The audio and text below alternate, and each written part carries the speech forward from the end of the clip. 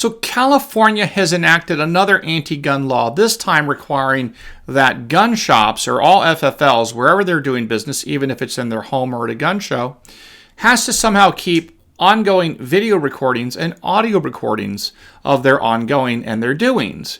Well, I want to talk about a lawsuit that has just been filed against this law, and then I also have some creative ideas that I would like to share with attorneys in California advising gun shops about how perhaps there may be another way to solve this problem against Gavin Newsom and his anti-gun handmaidens in the legislature. Stay tuned. Let's talk all about it when we get back. Hey folks, I'm Mark Smith, host of the Four Boxes Diner, proud American gun owner, constitutional attorney, member of the United States Supreme Court Bar, and a nominee for two separate categories for the 2024 Gundy Awards. One, the top male influencer in the Second Amendment space, and also a top voice in the Second Amendment community. I am proud to be nominated in both categories. We'll see what happens in 2024 at the Gundys in January in Las Vegas. All right, folks, so I'm going to give you some practical thoughts here about this thing in California, where there's a California law that Gavin Newsom has signed that basically says that gun stores or anyone with an FFL, Federal Firearms License, has to do various things, specifically has to acquire surveillance equipment to monitor the ongoings of their FFL-related businesses, whether it be at a gun show, in their homes, or in their gun shops, wherever they have their FFL attached, or where they're doing that related work.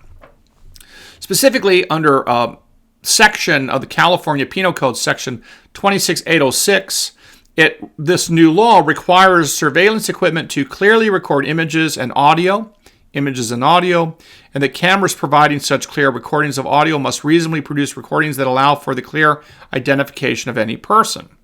So that's kind of the essence of the law. I'll put a link to some of the stuff down below. And there's already been a lawsuit filed challenging this. Now, a couple general thoughts on the lawsuit and the laws that may be implicated, and then a possible solution that doesn't involve actually a lawsuit that I want to share with my brothers and sisters in California, especially attorneys that may be thinking about or advising clients as to how to comply with this law. I'm not a California lawyer. I don't represent FFLs. I'm not an FFL lawyer. So with all that said in mind, keep in mind that I'm just giving general observations. I can't give legal advice or really get down into the details of these ideas because I don't have clients in California. I don't do anything in California in that sense. So you're going to want to consult with your own professional experts and your own attorneys before you consider some of the ideas. But I do want to share these ideas that no one else has expressed. So to begin with, let's just talk about the law. So again, the notion of the law, obviously, this is an attempt to impose cost and burdens and obstacles on the gun industry, which, of course, the reason why the anti-gun community wants to destroy the gun industry is that is the way that American gun owners acquire their guns, their scopes, their ammunition, and their accessories associated with engaging in their Second Amendment rights, among other things. So obviously, if you can destroy the American gun industry and make it hard, you do a couple things. One is you make it harder to get guns if you're an American gun owner. Two is you make it harder to get gun parts and accessories. Three is, of course, you drive up the cost because all of these and here's the basic rule of economics. I'm going to use my background in economics for a moment here. All regulations, all government regulations are indeed taxes. The reason why all regulations are taxes, so when they talk about regulations, just insert the word taxes. Because a regulation imposes obligations that cost time and money on business owners. So a regulation such as what we're talking about here, this law in California, 26806, that requires the audio and video recordings of gun shops and FFL-related businesses. This is a regulation in a sense, but it's also a tax in that it's going to require gun shops and FFLs to go out and acquire recording equipment and do various things to comply with this law, all of which cost time and money. Maybe they have to consult with lawyers, costing time and money. Again, as you can see, it's effectively a tax on the conducting of the firearms-related business. And as American gun owners, we don't want to see a situation where the American gun industry dries up, because not only does it deprive us the ability to get guns, it also drives up the price of the guns that we're able to get. So That, of course, is the ultimate goal of the anti-gunners, to destroy our right to keep and bear arms any way they can, including destroying the means by which we acquire firearms. So with all that said, let's talk about what's going on here. So this law has now been enacted, and a series of lawsuits have been brought arguing. Now, I'm going to go quickly through the claims. I have to say, I'm going to be honest with you up front. I'm not exactly loving any of the legal claims against this law. I'm not saying they're going to fail, but the law itself does feel draconian and over the top. And I think that's good in the sense that if you draw analogies, like could you require all mosques or churches in the state of California to record all their video and audio, have audio and video recordings of their religious services? Would this violate the First Amendment? I don't know. It might well. So I do think that there's a possibility that these risk regulation is so over the top that a judge may look for an excuse to knock it down in some way. On the other hand, the thing that bothers me about this, just kind of objectively speaking, is I could see courts saying, look, this is really another commercial regulation. When we deal with commercial regulations, whether it be in the gun industry or any industry, we're very deferential in the name of public health and safety to the government, which, by the way, I personally disagree with. I think this is a violation of all sorts of economic liberties, but we can't get into that here and now, because the reality is American law right now is very sympathetic toward government regulation of the economy and of businesses, which I don't support. Nevertheless, it's the world we now live in. So with that said, there are these legal arguments against this arguably commercial regulation. Some of them involve claims under the First Amendment, the Second Amendment, Fourth Amendment, Fifth Amendment, and 14th Amendment, saying that, you would never do this with any other constitutional right. This makes it harder to be able to acquire firearms and so on. And also, of course, I think of all of these arguments, I think the best arguments probably speak, in my view, probably the Fourth Amendment arguments. This is some sort of an unwarranted search and seizure, or this is also, forcing a recording of constitutionally protected conduct. Nevertheless, I think I could see the anti-gunners or the government saying, well, this is about, this is different than other things like, recording things in a church because it deals with deadly weapons. Again, I'm just saying that I think that the legal arguments are not the best on the planet, has nothing to do with the good lawyering or the good arguments.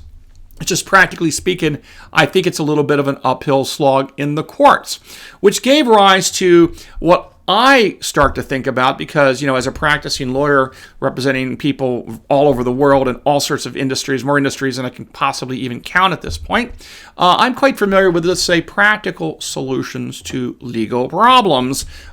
Sometimes those are cheaper and easier. So one of the thoughts I had was exactly this, is let's assume for the sake of argument that this law continues in effect and it cannot be knocked out in the courts, which I do hope the law is knocked out in the courts. I do want that as the outcome, but I have my concerns about the likelihood of that occurring, although I got my fingers crossed. So with that said, I said, what if I ran a gun shop in California, what might I do to deal with this issue? And again, I'm not going to tell you what to do. I can't advise you what to do. You have to consult with your own California lawyers and guidance and professionals out there as to what you can and cannot do. But this is the sort of way I'd be thinking about the problem, which is I'm going to share my general observations. The first thing I might be thinking about is this. Well, there's another set of laws in California.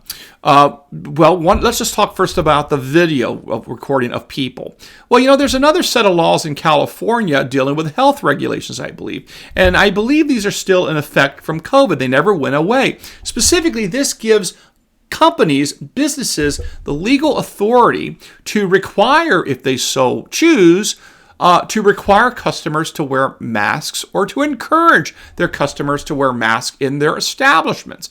Well, one could see a situation where a gun shop owner might encourage or insist upon customers and other people that come into the place of business wearing masks. So again, of course, if anyone buys a gun, they're going to have to fill out the 4473 form, which they have to do under federal law anyway if you buy a firearm from an FFL. So, of course, it doesn't get around that. It just means if people are going in to talk and engage in conversations about issues in the gun shop, well, they could be wearing masks. And that, of course, would probably make it harder to identify people if they're wearing masks. And since under California law, many people wear masks for health reasons. California is one of those pro-mask places, if you know what I'm saying. That might be one interesting way to address the video recording of your customers, is simply to encourage and or insist upon customers wearing masks. Just food for thought.